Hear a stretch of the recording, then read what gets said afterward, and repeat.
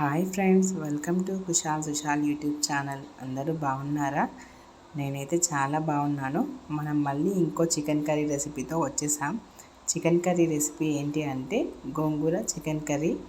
చాలా బాగుంటుంది. అందరూ తప్పకుండా ట్రై చేయండి.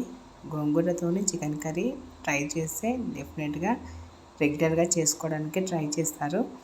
చాలా డెలీషియస్గా ఉంటుంది. చికెన్ అంటూ ఇష్టం లేని వాళ్ళు ఎవరు ఉంటారండి? అందరికీ చాలా ఇష్టం చికెన్ అంటే. చిన్నపిల్లలకైనా పెద్దవాళ్ళకైనా చాలా ఇష్టంగా తింటారు కదా. ఒకే రకం కాకుండా అప్పుడప్పుడు ఇలా వెరైటీగా కూడా చేసుకుంటే చికెన్ కర్రీ చాలా బాగుంటుంది.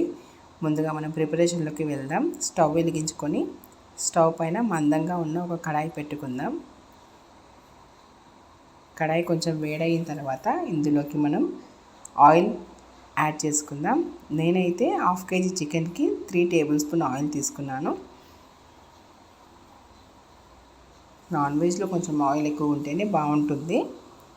ఆయిల్ కొంచెం హీట్ అయిన తర్వాత సన్నగా కట్ చేసి పెట్టుకున్న 1 కప్ ఆనియన్ వేసుకున్నాను. ఎంత వీలైతే అంత సన్నగా కట్ చేసుకోవాలి ఆనియన్స్ని.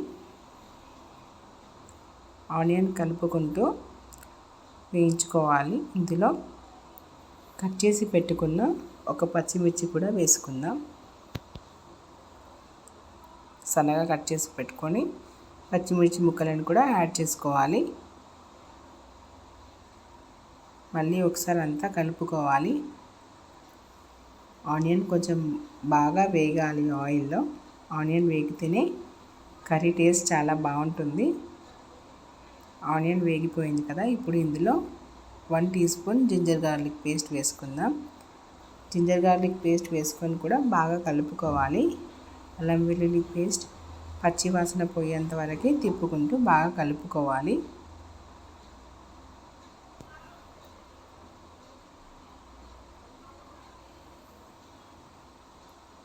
ఇలా కలుపుకున్న తర్వాత ఇందులోకి మనం 1 టీ స్పూన్ పసుపు వేసుకుందాం. ఇప్పుడు మళ్ళీ అంతా ఒకసారి మిక్స్ చేసుకుందాం.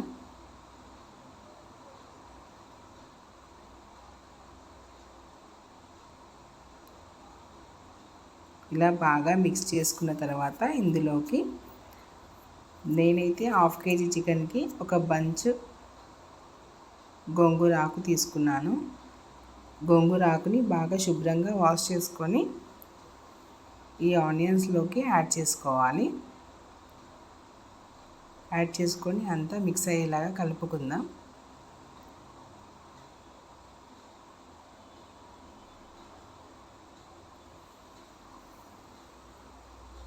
ఒక 2 నిమిషాలు అయితే గోంగూర అంతా మగ్గిపోతుంది.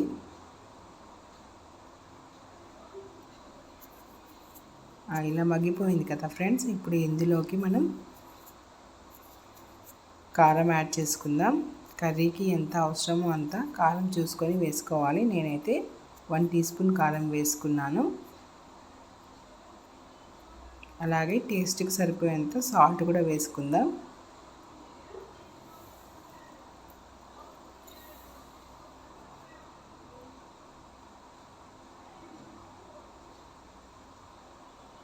అంతా కలిసేలాగా మిక్స్ చేసుకోవాలి.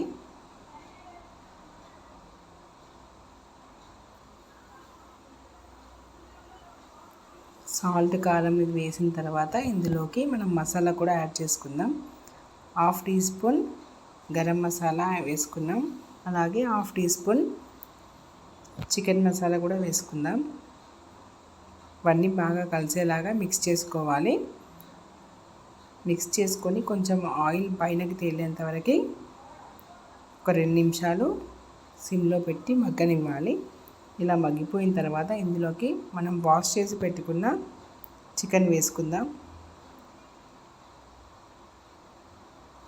నేనైతే 500 గ్రామ్స్ చికెన్ తీసుకున్నాను.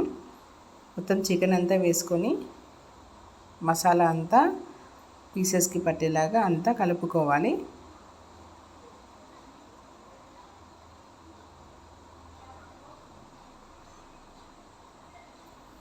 ఇలా బాగా మిక్స్ చేసుకోవాలి. బాగా మిక్స్ చేసిన తర్వాత ఒక 5 మినిట్స్కి ఇలా వాటర్ అంతా వెళ్ళిపోయి ఆయిల్ రిలీజ్ అవుతుంది. చికెన్ కొద్దిగా సాఫ్ట్గా అయిన తర్వాత సాఫ్ట్గా అయ్యేంత వరకు మూత పెట్టుకొని మగ్గించుకోవాలి. ఒక 10 నిమిషాలు అయితే ఇలా సాఫ్ట్ అయిపోతుంది. ఇంకా నా ఛానల్ సబ్స్క్రైబ్ చేయని వాళ్ళు సబ్స్క్రైబ్ చేయండి.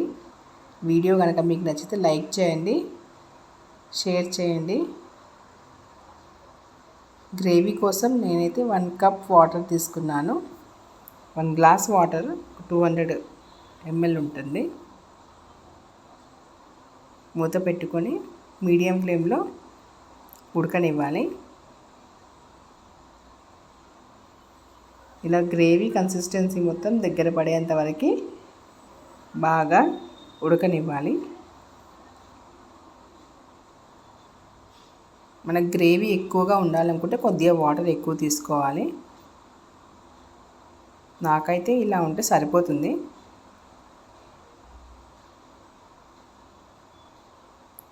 ఇప్పుడంతా ఉడికిపోయింది కదా. ఫైనల్గా సన్నగా కట్ చేసి పెట్టుకున్న కొత్తిమీరని యాడ్ చేసుకుందాం. ఇంకా ఇలాంటి ఎన్నో వెరైటీ డిషెస్ కోసం నా ఛానల్ సబ్స్క్రైబ్ చేయండి. కర్రీ అయితే రెడీ అయిపోయింది. ఇలా సర్వింగ్ బౌల్లోకి సర్వ్ చేసుకుందాం. గోంగూర చికెన్ కర్రీ చాలా బాగుంటుంది. అందరూ తప్పకుండా ట్రై చేయండి. చపాతీలోకి, రైస్లోకి, దేంట్లోకైనా చాలా బాగుంటుంది. రెగ్యులర్గా చేసే చికెన్ లాగా కాకుండా ఒకసారి గోంగూర చికెన్ కూడా ట్రై చేయండి. ఎలా ఉందో నాకు కామెంట్లో చెప్పండి. తప్పకుండా ట్రై చేస్తారని అనుకుంటున్నాను. ఇంకా నా ఛానల్ సబ్స్క్రైబ్ చేయని వాళ్ళు సబ్స్క్రైబ్ చేయండి, లైక్ చేయండి, షేర్ చేయండి.